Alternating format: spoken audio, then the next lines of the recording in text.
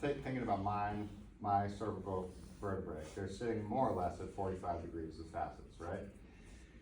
So if I side bend my head to the right-sided facets are sliding down and back, and the left-sided facets are going up and forwards, right? So the cervical spine, although it does rotate and stuff like that, the actual vertebrae themselves are more or less just going up and forwards and down and back, right? One side can't go up and forwards without the other side going down and back unless it's broken, right?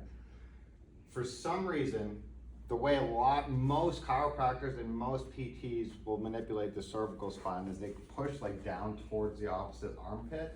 And I guess that's just easier, but that's taking the joints and side shearing them down and sideways. The only time that happens is car accident or you get run over by a linebacker or something like that.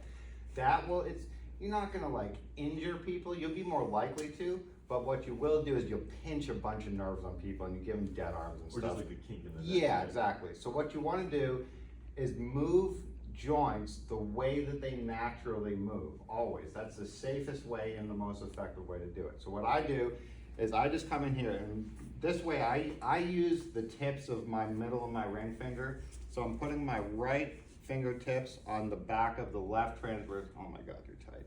On the back of the left transverse processes. What is wrong with you guys? On the wrestling, back, jiu-jitsu, rock on the climbing. back of the left transverse processes, and then so another big mistake that people make, you guys, is they squeeze people's heads like a grape and they're trying to pop them in. That's like just like the initial, because if you're not used to doing it, so you want to have nice soft hands.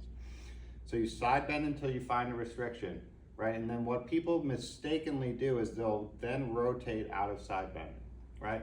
The reason we want to do side bending and rotation to the same side. So the cervical spine, normal mechanics of C3 to C7, if I side bend to the right, the only reason I can keep my eyeballs straight forwards is because C3 to C7 are side bending and rotating to the right, right? C2 is counter rotating. So if my C2 was fused, I would every time do that, my nose would go down to my shoulder. So that's a really good test of subcranial stuckness. If they can't keep their eyeballs forwards the whole way and their nose starts to go down towards their shoulder, C2 is probably not rotating to the left. Not guaranteed, but probably. So joints are moving up and forwards and down and back. So all I'm doing is side bending towards, rotating away, and then I'm pulling up and forwards on the left transverse processes, and this hand is just cupping the ear, and it just stabilizing the head here, and it's just gliding it down and back a little bit, because that's the direction of the facets, right? So it's just there, and then you don't want a bunch of rotation. That's what scares me, is when people are manipulating from like a big rotation. The reason we want to do side bending and rotation the opposite side, if this is the right C4-5 facet, as I side bend to the right, C4 slides down on C5. Here's where the vertebral artery is going through the transverse foramen. If you are manipulating from that position, you're manipulating from the vertebral artery being really kinked through that hole. This is what the APTAs don't understand. All of them have stupid literature in their thing that says you can't manipulate past grade 5, right? It's like, duh, right? It's like that's past end range of the joint. That's when they break, right?